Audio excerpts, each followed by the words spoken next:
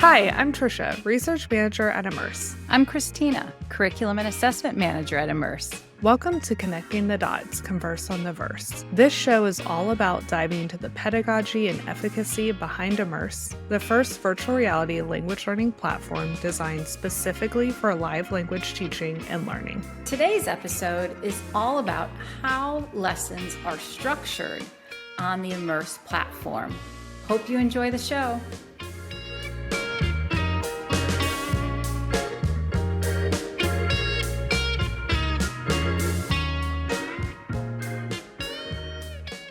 Welcome to our second episode on Connecting the Dots, Converse on the Verse.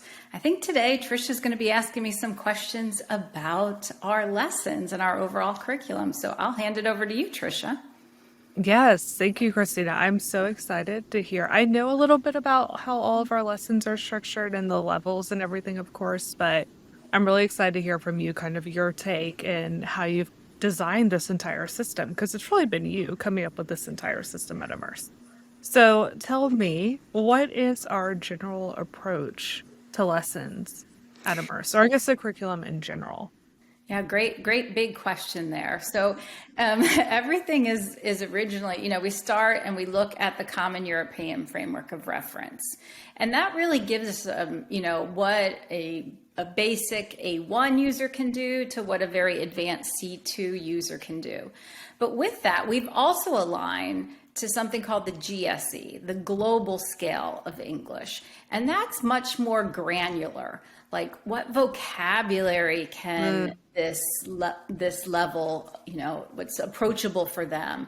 What are the structures that they can use at each level? So really merging those two worlds. And then from there, we've looked at, so we have 4 levels, we're moving from A1 to really B2. And then within each level, everything is organized by a communicative task. And so really, what is a communicative task? Well, it's a skill that somebody can master in a short period of time, like being able to apologize, being able to give and ask for directions, right? So we look at what are the skills within each of those levels. And so the lessons are constructed around that communicative task. And they're really super hyper focused on members being able to successfully accomplish that task within the given lesson period. And so I know that we align it with the Common European Framework. So do we have levels that go all the way from like pre-A1 to C1, or kind of what are you aiming for at this point? So we have pre-A1 to B1 plus right now, and we're moving to getting to B2 as well. So we should be launching some B2 lessons soon. Okay, that's exciting. So tell me, once you have all those communicative tasks that you're wanting the learners to achieve, how do you actually go about designing a lesson? I know you said they're hyper-focused. So what does that look like in practice? So great question. I think that's a great question for anybody who wants to be a curriculum designer. So we actually take a backward approach, right? So I look at that communicative task and I decide what will measure that a member, a learner, can accomplish that task. What do we want them to be able to do at the end that shows they've mastered that? So I usually begin with our last activity. What do we want them to do? And then from there, it's really highly scaffolded. So what's each step to get them there? What's the vocabulary they need? What are the grammatical structures they may need? What some pronunciation features they may need, or even background knowledge on some cultural aspects that they might require. So that's all scaffolded. But we start out really, building their receptive skills, getting them to hear that language in context, right? So if we're talking about ordering food, right, or we might be talking about, singular and plural nouns. So they're ordering in a restaurant. They're actually going to hear that Then they're going to manipulate. We have graphic organizers. So they're going to manipulate the language on those graphic organizers. And I know you'll talk about it next week when you talk about the research in VR, but the importance of them manipulating language there. And then what we do is we marry the receptive with a little production. So the next stage of the lesson, we're giving them some supports through reception, but then they're producing some. And then ultimately, they're freely producing with a guide facilitating that process all along the way. Very cool. I'm going to go a little off script here, Christina, because I'm curious. You mentioned them like manipulating the graphic organizer. So for anyone listening, the graphic organizer, it's essentially a big whiteboard that we can, change the layout of, and there's tiles that students can move around. But I'm curious, I know when you design lessons, you always think about how can they make use of the environment itself. Right.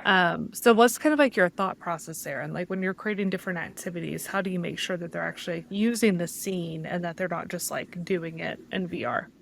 Yeah, great question. So as Tricia said, we have a lot of objects within a scene. So at the coffee shop, there's pastries, there's coffee, there's credit cards, there's all kinds of things for members to interact with. So when we use that graphic organizer, they might be doing things like finding things in that environment and pasting them to the graphic organizer, right? They might also be taking pictures of things. All the members get a camera in their backpack. Okay. So they might be taking pictures of things. So they have to identify. They might have to go identify what a lemon is, for example, in the kitchen, right? So they might take a picture and paste it next to the tile lemon. So really trying to leverage not just the objects in the environment and the environment itself, but also the language that we can use in those graphic organizers to prepare them for that communicative task and to be successful with it. Yeah. I always love watching how you just scaffold the entire process from like even the intro script that you give guides all the way through the graphic organizer, all the way through the 2 activities they do. So you can tell everything's like very thoughtfully planned out. So Christina, tell me, all these lessons, they fall under our learn category at Immerse, right? So do they at all relate to, connect back to like the practice, play, connect, or are they kind of like a separate entity? Okay, so great question. And I think, we know from being classroom practitioners, right, that what we teach students in a classroom, that's not enough for their language skills, right? They need other pieces. And that's where the connect, practice, and play come in. So everything is connected under 9 major language functions. So things like managing health and safety, managing life and living, managing home and community. And under each of those are our skills. So our lessons are tied to those functions, but our connect sessions, and those are sessions where, members they go in, it's guided conversation practice, a lot like conversation club or conversation partners that they might experience on college campuses. But then those practices, they're practicing with AI avatars, and they're practicing some of those functions as well. They might have an avatar where they have to go order in a restaurant, or they might have an avatar where they have to give some health advice to or get health advice from. And then the play is really where they get to interact with games. Okay, so there's a physical aspect, but they're building all that vocabulary they need to be successful in all of those 3 other components. So everything is connected, and they're going to see that on their learning journey. They're going to see the pieces fill up for each of those big functions. And I'm so excited to see the learning journey come out in the app. Yeah. I'm so excited to see it like brought to life. And I know that you've really worked alongside our product team to make sure that everything is connected like to the lessons, but the connect sessions and all of that. So I think it's going to be a game changer for our members, but also like all of our university referral partners who are using this with students. I think they're going to really, really find it to be valuable as well. Oh, absolutely. So that probably wraps up our session for today, but next week is really exciting. So we're going to hear from Tricia, and I'm going to ask her plenty of questions about really the efficacy and the research behind VR in language learning. And I'm sure she'll talk about some of our external partners, but some of our own research as well. So I know I'm looking forward to that episode. Yeah, I'm really excited too. I feel like there's so much to share, which is why it's good that we're going to be doing multiple episodes on research. But I'm really excited next week to at least kind of start answering that question of, does VR actually help learning? Is it just a fun tool, or is there actual research showing its efficacy? Yeah, it's definitely the burning question. So Yeah. excellent. Well, I think that's all for today. So great, great. Thank you all for those of you who are Yeah. listening, and thanks Tricia for digging into curriculum. Yeah. Thank you, Christina, for answering all my questions. Okay.